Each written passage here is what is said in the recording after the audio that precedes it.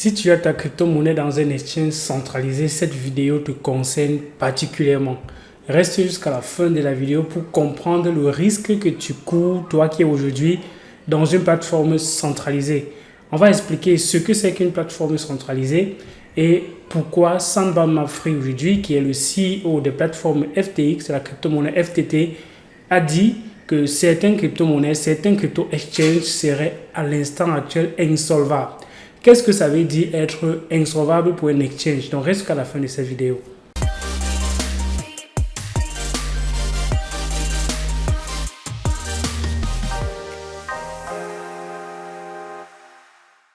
Salut, moi c'est Visconjo. Bienvenue sur la chaîne. Ici on parle majoritairement de crypto-monnaies. Je t'invite à faire deux choses. La première, c'est de t'abonner à la chaîne, liker la vidéo, partager la vidéo si tu veux comprendre, apprendre, découvrir cet écosystème crypto-monnaie qui est en plein essor et qui connaît beaucoup de traction, même en cette période de bear market. C'est le bon moment pour apprendre.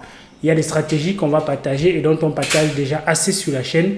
Si tu as besoin de stratégies particulières, comment ça fonctionne, comment est-ce qu'on peut les implémenter. Le 9, on sera du côté du Somaté Hôtel à Douala. Le 9 juillet, le 6 août, on sera du côté de Ouagadougou au Burkina Faso. Et le 7, on sera du côté d'Abidjan en Côte d'Ivoire. Les liens pour cette formation, on va parler de pendant 4 heures de stratégie. Et aussi à la fin, il y aura 10 crypto-monnaies que je mettrai dans ton radar en cette période-ci. Le lien est en description de cette vidéo. Dernière chose avant de continuer, ce n'est pas un conseil financier. Cette vidéo, comme d'autres, c'est uniquement à titre éducationnel. Il faut donc toujours faire ses recherches avant d'investir. Malheureusement, je ne suis pas apte ou bien habilité. Je n'ai pas les habilités à vous donner des conseils financiers. Consultez un si c'est ce que vous êtes en train de vouloir rechercher. Elvis, c'est juste un éducateur. Quand on parle d'exchange centralisé, il y en a tellement. Ce sont des plateformes. Un exchange centralisé, c'est une plateforme sur laquelle vous pouvez envoyer votre crypto-monnaie, acheter de la crypto-monnaie, vendre de la crypto-monnaie contre une autre. Et ça se fait sur une plateforme. C'est assez convenient, c'est assez convivial parce que ça offre moins de frais et ça offre parfois un bon nombre de services dans une seule plateforme. C'est la raison pour laquelle plusieurs personnes y vont. Il y a aussi beaucoup de liquidités sur les exchanges centralisés, bien évidemment. Mais le seul hic, c'est que la plateforme, les exchanges centralisés sont des plateformes qui ne vous donnent plus accès à votre crypto-monnaie une fois que vous avez envoyé sur la plateforme. Une fois que vous avez déposé votre crypto-monnaie sur la plateforme, vous n'êtes plus en réalité les propriétaires. C'est la plateforme qui est propriétaire et c'est la plateforme qui va donc vous permettre à un moment donné de pouvoir retirer ou pas. Et on peut donc arriver à un moment donné où on se retrouve dans la situation dans laquelle plusieurs sont aujourd'hui. Les plateformes comme Celsius qui empêchent les gens de retirer. Voyager récemment a encore bloqué les personnes de retirer l'argent de sa plateforme. Ça montre comment ces plateformes centralisées là peuvent à un moment donné sortir vous empêcher de sortir de l'argent de la plateforme. Mais récemment, Sam Bankman-Fried, il y a un très bon article qui a été rédigé par CryptoEdu magazine qui vous explique exactement ce que le CEO de l'entreprise FTX a dit derrière. Donc il dit, certaines entreprises pourraient être à l'état actuel secrètement insolvables.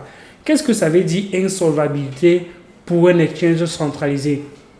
Déjà, il faudrait comprendre que les exchanges centralisés, c'est un peu comme les banques. Une banque, qu'est-ce que vous allez faire? Qu'est-ce que la banque fait? La banque, généralement, émet beaucoup plus d'argent que ce qu'elle ne possède.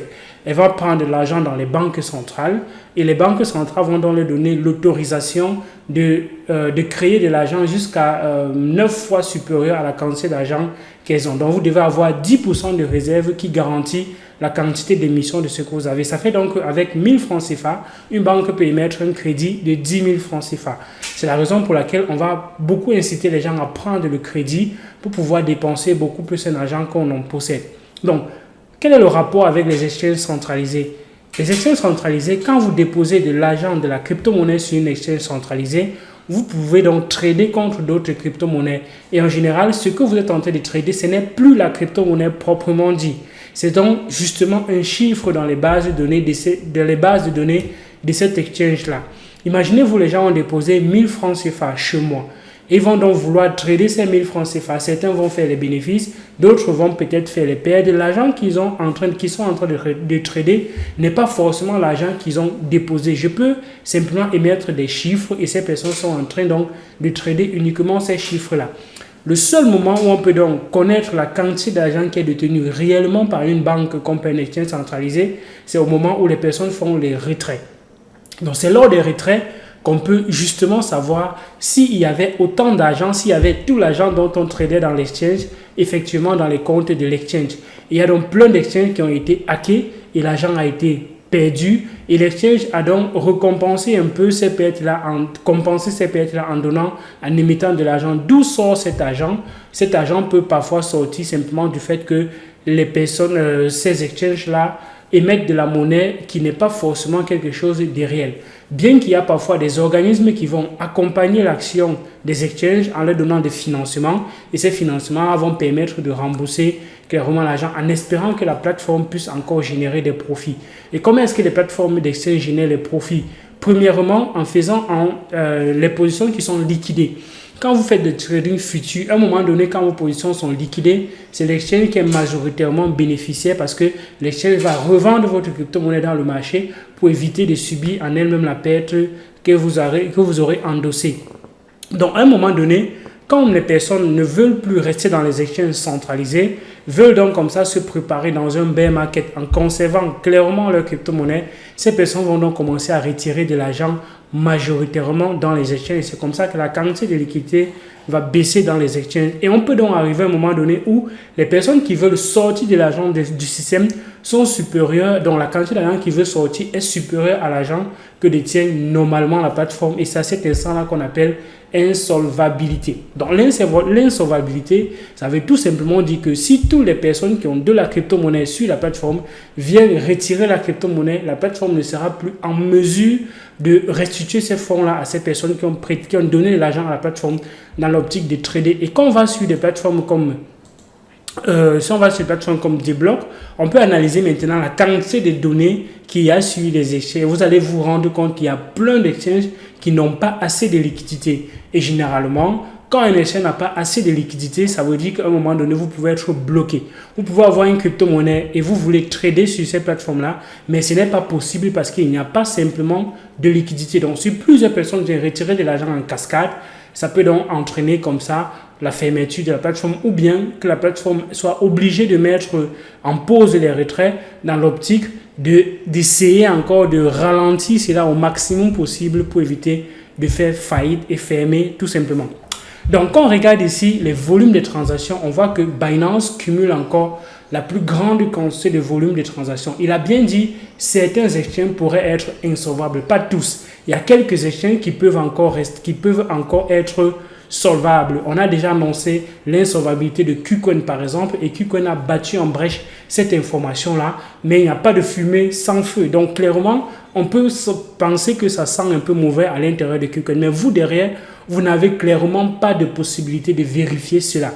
La seule possibilité que nous avons aujourd'hui, c'est de regarder le volume de crypto-monnaies qu'il y a sur un exchange.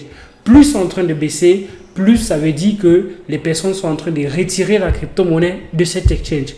Et quand on regarde bien ici dans cette courbe ici, on voit Crypto Only Exchange Market Share, c'est-à-dire la quantité de crypto-monnaie qui est donc comme ça, la capitalisation de marché de la crypto-monnaie en fonction de chaque exchange.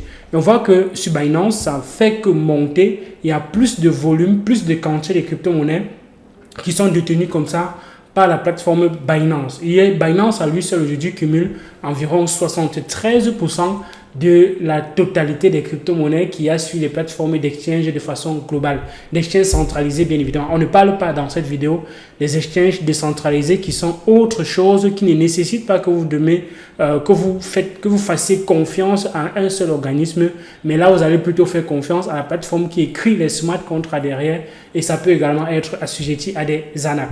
Mais bon, clairement, tout le monde sur une exchange décentralisée peut retirer sa liquidité à tout moment. Il n'y a pas de restriction logiquement, bien que certains exchanges décentralisés peuvent également poser, mais techniquement, la liquidité n'est pas détenue par la plateforme et il n'y a donc pas plus que ce qu'on voit sur les plateformes. Si sur PancakeSwap, on voit 1 milliard, alors tout le monde peut venir retirer ces 1 milliard à tout moment.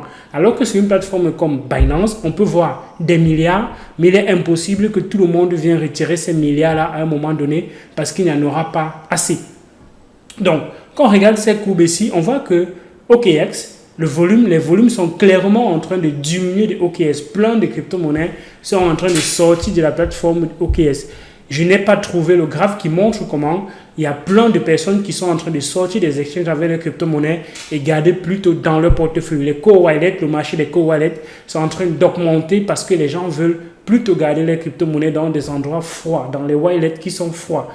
Et alors, on voit sur des plateformes comme KuCoin, ici, qui est en bleu, là, donc ça c'est crypto.com, qui est en bleu là, il n'y a pas assez de liquidité sur KuCoin. Et les gens qui se demandent, qui se posent la question de savoir pourquoi avec autant de publicité, autant de marketing dans KuCoin, il n'y a pas aussi de liquidité, il n'y a pas aussi de traction à l'intérieur. Il y a très peu de liquidité dans les plateformes de KuCoin. Si on va sur les plateformes de Gate.io qui entrent également dans ce classement-ci, ça fait quand même partie des top exchanges. Vous voyez qu'on ne parle même pas ici des plateformes telles que la Token, L-Bank et autres là qui sont tout au bas de l'échelle, qui sont des bébés crypto, qui sont des bébés exchange. Et ces bébés exchange peuvent mourir aussi rapidement et ce ne sont même pas des endroits qu'on recommande pour trader la crypto-monnaie parce qu'il n'y a pas assez de liquidité. Et comme il n'y a pas assez de liquidité, il y aura beaucoup de volatilité sur ce genre de plateforme. Alors que sur des plateformes comme Binance, comme KuCoin, comme Yobi, comme Gate.io, Poloniex, Crypto.com, il peut y avoir moins de volatilité là-bas à l'intérieur parce qu'il y a quand même une certaine quantité considérable de liquidité. Du coup, il faudrait choisir minutieusement la plateforme sur laquelle vous décidez de trader, la plateforme sur laquelle vous allez décider de continuer de garder votre crypto-monnaie parce que certains exchanges peuvent également fermer dans cette période-ci dû à cette insolvabilité. Donc, Sam Bankman-Fried, le CEO de FTX, a alerté un peu plus tôt certaines personnes. Qu'est-ce que vous devez faire dans cette période-ci? Vous devez, si vous n'avez pas la crypto-monnaie sur un exchange, si vous avez la crypto-monnaie sur un exchange et que vous ne tradez pas, ça ne sert à rien de garder cette crypto-monnaie dans un exchange. On va dans un exchange parce qu'on veut utiliser les services, parce qu'on veut faire quelque chose dans cet exchange. Donc, ça ne sert à rien d'avoir une crypto-monnaie dans un exchange et vous n'en faites quasiment rien. Donc, si vous avez la crypto-monnaie dans un exchange, je conseille et je vous recommande vivement de retirer cela et de mettre ça dans un portefeuille. Et pour les portefeuilles, il y en a tellement et faites très attention parce qu'il peut y avoir beaucoup d'arnaques dans cette période-ci de manipulation parce qu'on sait qu'il y a une grosse attirance pour les portefeuilles dans cette période-ci. Donc, certains portefeuilles qui sont bien évidemment sûrs, il y a comme ça le portefeuille MetaMask. MetaMask, c'est un portefeuille qui est assez facile d'utilisation, mais qui demande quand même que vous ayez une certaine compréhension pour pouvoir garder vos 12 mots bien évidemment très précieusement. Il y a Trust Wallet qui est également assez sécurisé. Il y a SafePal, il y a CryptoCoin98. Et si vous voulez maintenant des clés Ledger qui vont vous permettre d'avoir votre crypto-monnaie dans un endroit qui n'est pas connecté à Internet, on va donc vous conseiller les clés comme NanoX, comme Ledger, qui vont vous permettre de stocker votre crypto-monnaie dans un endroit froid. Donc clairement, vous devez en cette période-ci fuir les exchanges centralisés parce que ce qui arrive n'est pas très intéressant. Certaines crypto-monnaies, certains exchanges pourraient carrément déclarer et faire faillite pendant cette période-ci. Et si un exchange fait faillite, avec votre crypto-monnaie à l'intérieur, ça m'est déjà arrivé quand certaines plateformes comme Cryptopia ont fermé, comme CoinExchange ont fermé, il y avait mes crypto-monnaies à l'intérieur et aujourd'hui, je n'ai plus jamais récupéré un seul sou de ces crypto-monnaies-là.